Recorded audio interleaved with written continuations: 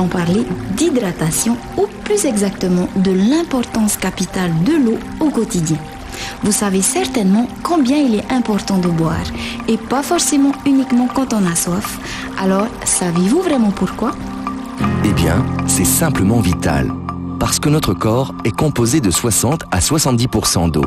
Une eau indispensable au bon fonctionnement de notre corps. C'est l'eau qui maintient le volume nécessaire du sang et du liquide lymphatique, qui fournit la salive pour avaler les aliments, qui facilite leur absorption et l'élimination des déchets.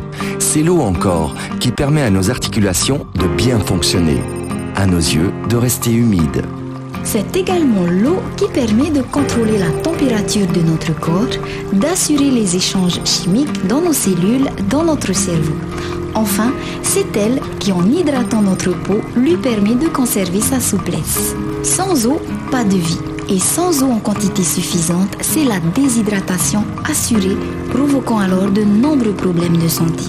Il nous faut donc en permanence nous assurer de bien reconstituer ce qu'on appelle l'équilibre hydrique. Notre corps perd quotidiennement plus de 2,5 litres d'eau. Celle-ci est évacuée par l'urine, les selles, la respiration, la transpiration.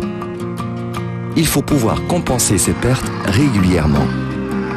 La nourriture, fruits, légumes et autres aliments nous permettent de reconstituer près de la moitié de nos réserves, mais ce n'est pas suffisant. Il est impératif de compléter en buvant au moins 1,5 litre par jour. Si vous choisissez des eaux en bouteille ou une fontaine, vérifiez s'il s'agit d'eau de source ou d'eau minérale. L'eau de source est potable dans son état naturel et ne subit aucun traitement chimique. L'eau minérale est une appellation officielle qui reconnaît certaines vertus thérapeutiques. Sa composition naturelle, les taux minéraux contenus sont constants. Pour une consommation régulière, mieux vaut choisir une eau peu minéralisée.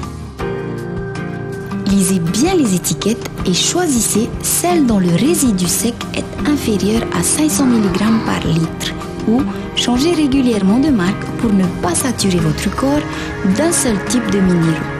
Les eaux trop fortement minéralisées pouvant être contre-indiquées pour certaines personnes.